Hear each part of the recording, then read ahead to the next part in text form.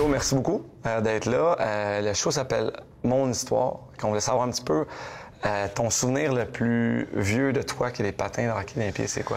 J'étais tellement pas bon à patiner, honnêtement, Max. Ça a été pendant 2-3 ans, mon père me forçait à patiner. Moi, j'aimais pas ça mettre les patins, mais j'aimais jouer au hockey, j'aimais jouer dans la rue, dans mon sous-sol avec ma balle, mais mes premières fois, c'est mon père, mes premiers souvenirs qui me pitchaient un peu sur la glace. Parce que t'as commencé plus vieux, hein? Ouais, t'as vraiment joué au hockey organisé, je pense, 7-8 ans, là.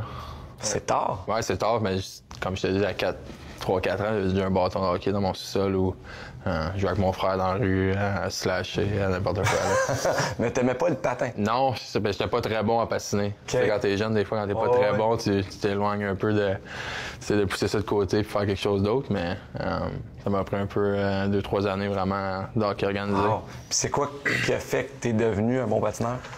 Moi, j'aimais tellement ça jouer. Mon père m'a fait comprendre que si tu veux jouer au hockey, il faut que tu patines aussi. Fait qu'il a commencé à faire. Avec. Ouais, c'est ça, c'est un bon combo, mais mon père m'a mis dans du power skating, beaucoup de patinage libre, même j'allais au patinage libre après l'école, sans hockey, sans rien. Fait que ça m'obligeait à patiner quasiment.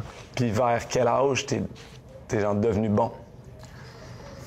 Deuxième année à tombe, je me suis peut-être pas dit que j'allais faire les nationales deuxième année à tombe, mais je me suis dit c'est juste ça que je veux faire pour les prochaines années où je peux peut-être m'amener à un point.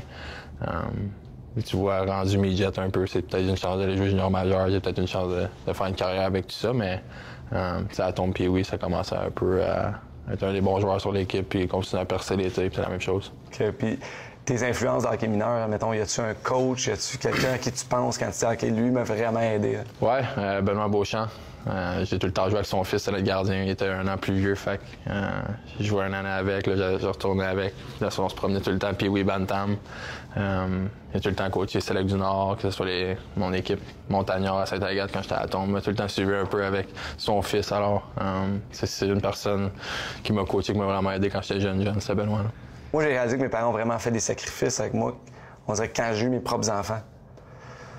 Est-ce que tu as ressenti ça de ton père, tes parents qui ont fait sacrifices? Le plus tu vieillis, je pense, le plus tu réalises qu'est-ce qui se passe, qu'est-ce qu'ils ont fait.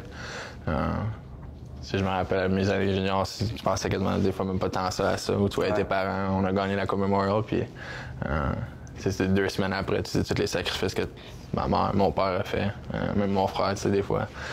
Je pense qu'il était dans l'aréna, lui, son rêve, il se faisait pas tant suivre comme moi, ou peut-être des fois où tu te regardes ça, puis j'en dois beaucoup à mes parents, je serais pas ici, puis surtout mon père avec le voyagement, c'était beaucoup de voyagement, des allers-retours de 1h30, 3 heures, c'est beaucoup, fou, là. Ça. Tu les réalises pas, mais aujourd'hui, je les réalise encore plus.